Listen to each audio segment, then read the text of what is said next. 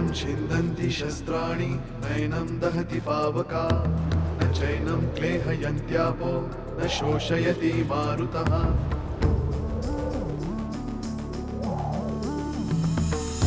दिवसामागुणरात्र धावते सकाळ संध्याकाळ सूत्रधार जो या साऱ्याचा नामतयाचे काय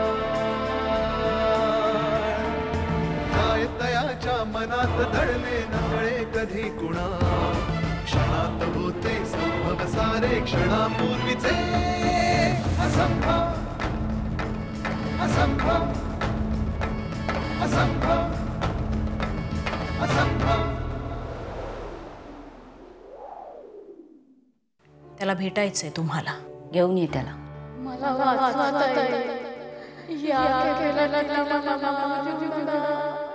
कोणाची सावली असेल ती? त्याच बाईची तर नाही. हे बघा इन्स्पेक्टर भोसले, माझ्याकडची माहिती मी तुम्हाला सांगितली. आता तुमच्याकडची सुद्धा सगळी माहिती मला असण्याचा हक्क आहे. नाव काय तुझं? सांग ना मला. काय नाव आहे तुझं? कुठून आलीस तू? कोण आहेस तू?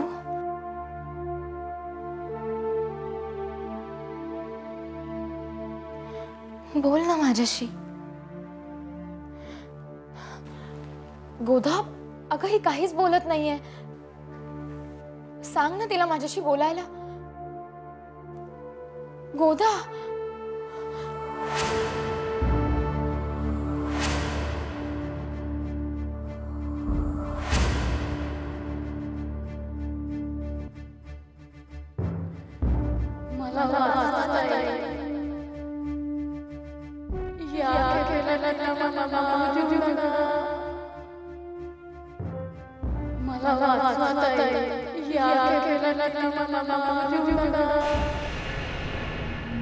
गोदा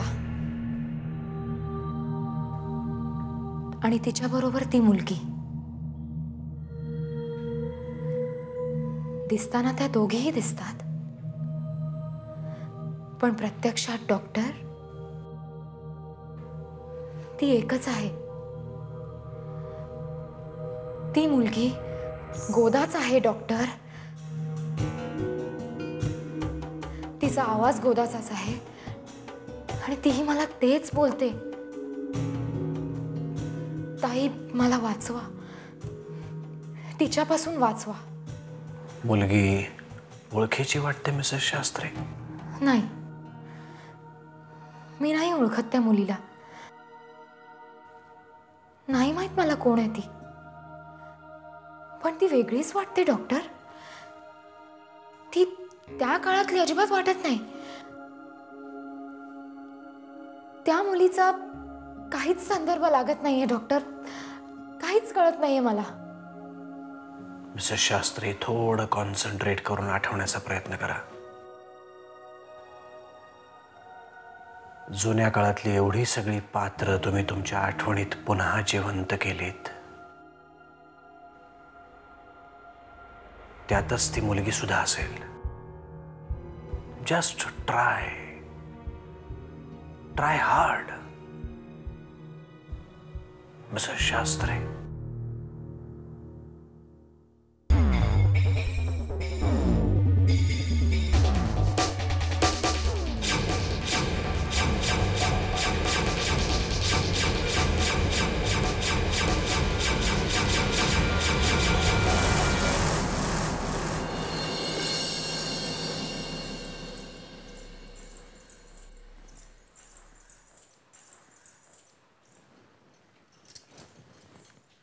कोण? कोण आहे तिकडे?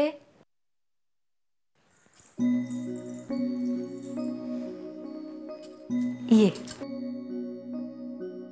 अगं ये आतले लपतेस काय? अरे वा दिनू, कोण आहे रे ही? अमृता. नाव सांग तुझं वहिनीला. अमृता. अमृता नाव आहे तुझं? अमृता श्रीरंग रानाडे. बर. वहिनी, आज हिच्या शाळेतला पहिला दिवस होता. ही पुण्याला असते पण आता आपल्याच गावात राहणार आहे. आणि माहितीये का, ही चित्र खूप सुंदर काढते. अरे वा, आम्हालाही बघायचे तुमची चित्र. बरं मला एक सांग, तू इथे कुणाबरोबर आलीस? काकांबरोबर. माझे काका खूप मोठे अधिकारी आहेत आणि आता ते या गावात पूल बांधणार आहेत. वहिनी, हे जे काका आपल्या वाड्यावर येणार आहेत, अण्णांनीच बोलवले त्यांना. मी हिला म्हटलं तू माझ्यासोबतच चल. बरं केलंस. आता जा, तुम्ही खेळा, मी खाऊ घेऊन येतेस. चालेल, चल अमृता. दिनू, दादा कुठे आहेत रे तुझे? तो दामोदर दादाकडे गेलाय. बरं, जा तुम्ही. चल.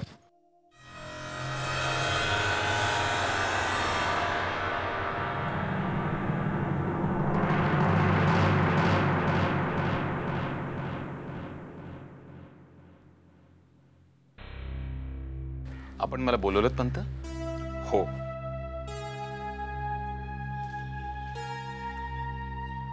भालचंद्र, एक महत्वाची बातमी आहे. गावात लवकरच पुलाचं काम सुरू होतंय. स्वतः स्मिथ साहेबांच्या देखरेखीखाली आहे सगळा कारभार. अरे वा, आनंदाची बातमी आहे. हो. स्मिथ साहेबांचा एक सहकारी आज गावात येतोय. बर. एव्हाना डाकबंगल्यावर आलेही असतील. त्यांना सांगावं धाडलंय. वाड्यावर पाहुणचारासाठी बोलवलंय. तेव्हा तू जातीनं हजर राहा. काळजी नसावी पंत. पण पंत, हेही गोरेसाहेबच आहेत का? नाही, आपला मराठी ब्राह्मण मुलगा आहे. अरे वा. हो, पण लंडनहून पदवी घेऊन आलाय. बर. आणि स्वतः स्मिथ साहेब त्याचं कौतुक करत होते. त्या अर्थी मुलगा हुशार असणार. पंत, काळजी नसावी.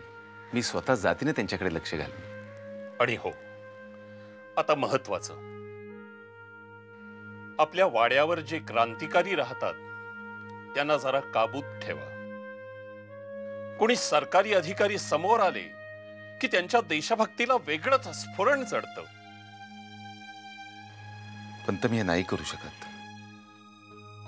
म्हणजे माफी असावी, पण महादेवाला बोलण्याचा अधिकार मला अजिबात नाहीये. का? महादेव आपला थोरला मुलगा आहे आणि मी. भालचंद्र, आम्ही तुला अशी कधी जाणीव करून दिली आहे का? नाही पंत, आपण मला कधी याची जाणीव करून दिली नाहीत.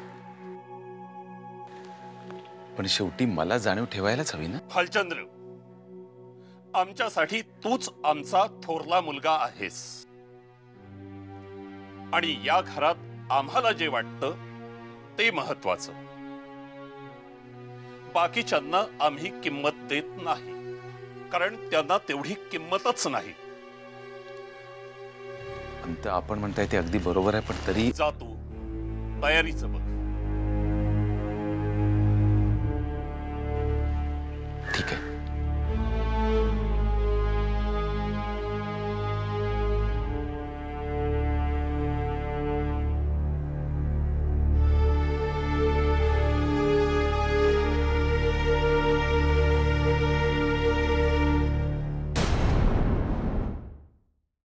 श्रीरंग रानडे नाव आहे त्याचं.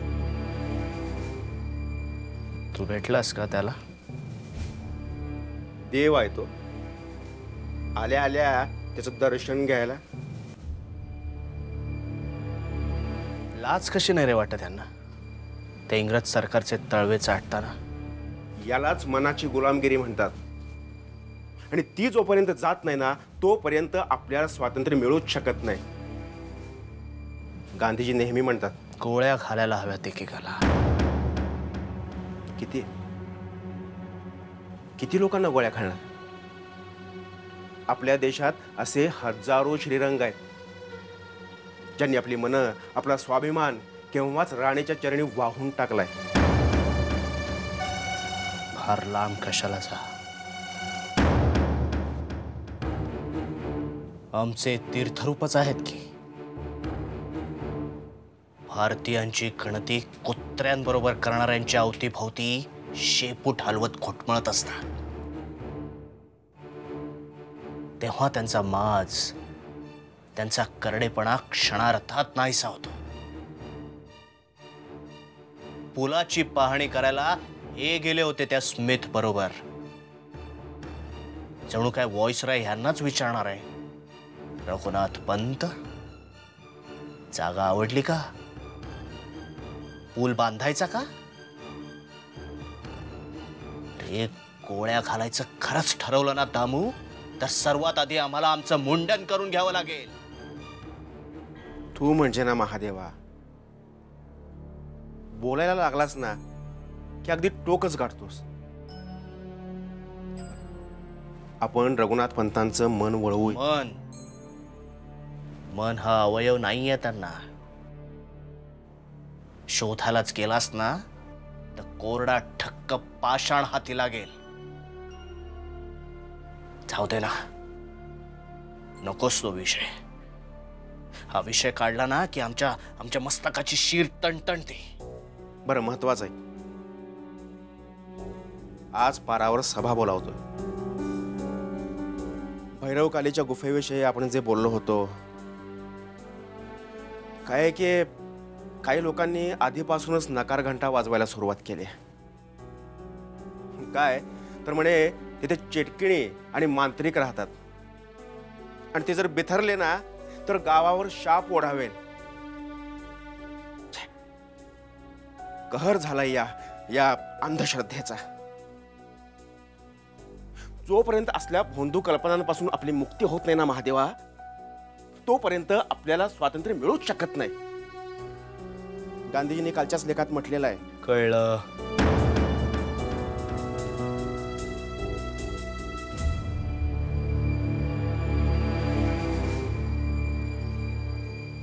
आम्ही येऊ तुझ्या सभेला, आणि कोणी काही बोललं तर तिथल्या तिथे ठोकून काढू. पुन्हा तेच. अरे म्हणजे थोडा मेंदू मऊ झाल्यानंतर त्यात बरोबर शिरेल ना मऊ तत्वज्ञान. हात टेकले तुमच्या पुढे. कल्याण सोबतचा.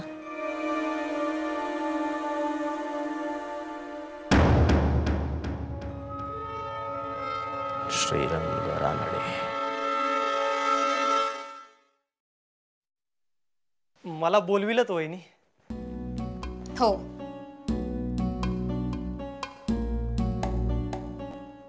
ज्या घरानं तुला लहानाचं मोठं केलं त्या घराचे पांग असे फेडतोस सोपान?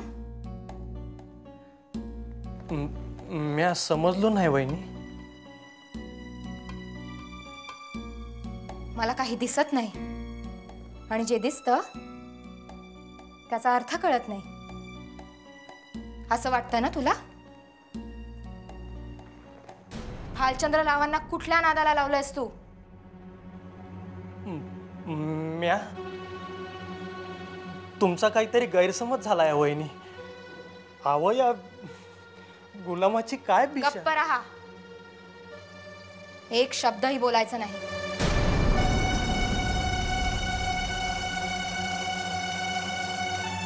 मी तुला इथे तुझी सफाई द्यायला बोलवलेलं नाहीये.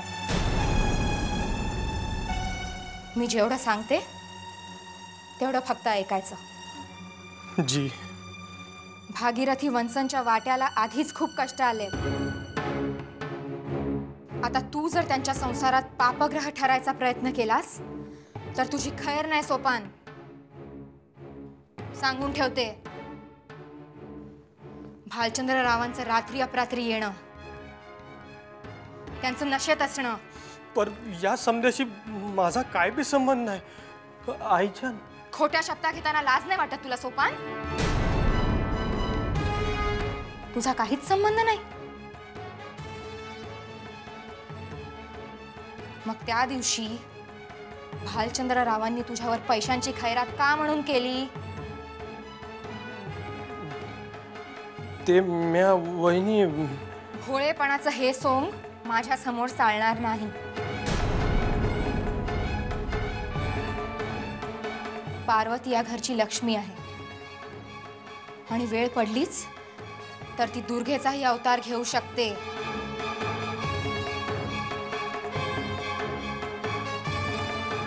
भागीरथी वंशनचा संसार वाचवण्यासाठी तर नक्कीच.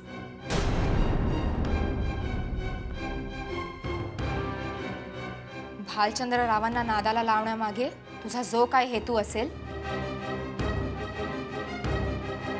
पण जर हा प्रकार ताबडतोब थांबला नाही तर तू या वाड्याच्याच नाही, गावाच्या बाहेर हकलला जाशील. लक्षात ठेव. वहिनी, तुम्ही मोठ्या आहेत, मालक आहेत. मालक करील त्योच न्याव. पण मला सांगा वहिनी, भालचंद्रराव कुकुला बाळ आहेत होय का? त्यांच्या हाताला धरून नादाला लावाया. त्यांनीच माझ्याकडे इच्छा बोलून दाखवली. पण मी त्याला म्हणलं का आपल्याच्यानं हे पाप होणार नाही, कधीच नाही. पण ते बी म्हणले वाड्या बाहेर हाकलं. हातावर पोट घेऊन जागणारा माणूस आहे म्या वहिनी. तुम्ही हाकललं तर कुठं जाणार म्या? या हरामखोर पोटासाठी म्या पापामध्ये भागीदार झालो वहिनी. पण स्वतःच्या इच्छेनं नाही. माझी जीभ खोटं बोलत असेल वहिनी, पण माझ्या डोळ्यातलं पाणी कवाच खोटं बोलणार नाही. आता तर इकडं आड आणि तिकडं हिर असं झाल्या. काय करू मी वहिनी, सांगायला बा. मी सांगते तेच. तुझा दोष नसेलही कदाचित, पण मग या पापात भागीदारही होऊ नकोस. जा आता कामाला लाग. मी चुकलो वहिनी, मी चुकलो. पण माझा नाविलाज होता. या घरातल्या लोकांसाठी जीव बी देईल हा सोपान्या. नाहीतरी वाड्यातल्या माणसामोर काय किंमत या सोपान्याची. पर वहिनी एक सांगतो, म्या घरचा भेदी नाही.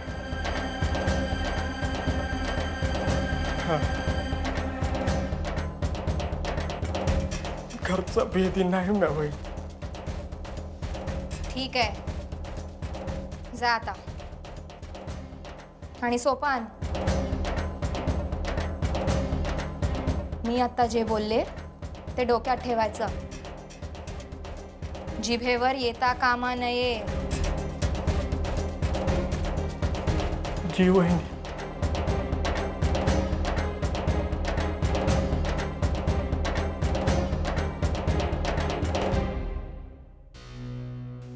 सोपान का आला होता इथे?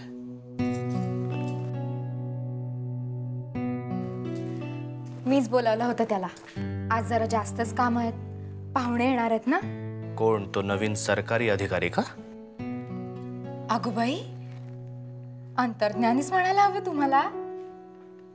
गोऱ्याच्या औलादीला मांडीवर घेऊन कुरवाळाला रघुनाथ पंत शास्त्री नेहमीच उत्सुक असतात.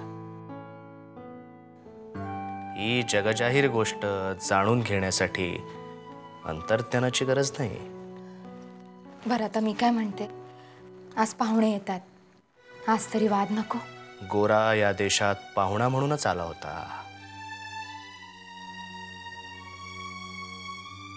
आणि आज आमच्या छाताडावर पाय ठेवून उभा आहे. आमच्या भारत मातेला आमच्याच घरात बंदी करून ठेवलंय त्यानं. आणि तरी यावरून आम्ही अजूनही धडा घेतलेला नाही. त्या गोऱ्याच्या औलादीचं स्वागत करण्यासाठी आम्ही नेहमीच उत्सुक असतो. दामू म्हणतो तेच बरोबर आहे. फक्त आम्ही आमचा देशच नाही तर आमची मनं, आमचे आत्मे गुलाम झाल्यात त्या गोऱ्याचे. अहो नाही, आज जे अधिकारी येत आहेत ते भारतीयच आहेत. त्यांची पुतणी आपल्या दिनूच्या शाळेत आहे. आली वाड्यावर. फार गोड आहे हो. अशा लोकांची तर आम्हाला जास्तच चीड येते. स्वतःचा आत्मा या गोऱ्याच्या सैतानाला विकून बसलेत आणि त्यांची चाकरी करण्यात धन्यता मानतायत. आम्ही येतो. रात्री परत येऊ. अहो असं काय करताय? पाहुणे येत असताना तुम्ही आता कुठे? या पाहुण्यांच्या पाहुणचारात आमचा मोडता नको म्हणूनच जातो आहोत आम्ही. दामू बरोबर आहोत आम्ही. रघुनाथ पंत शास्त्र्यांचा कौतुक सोहळा संपला की निरोप थाडा दिनू बरोबर आम्ही येऊ परत. अहो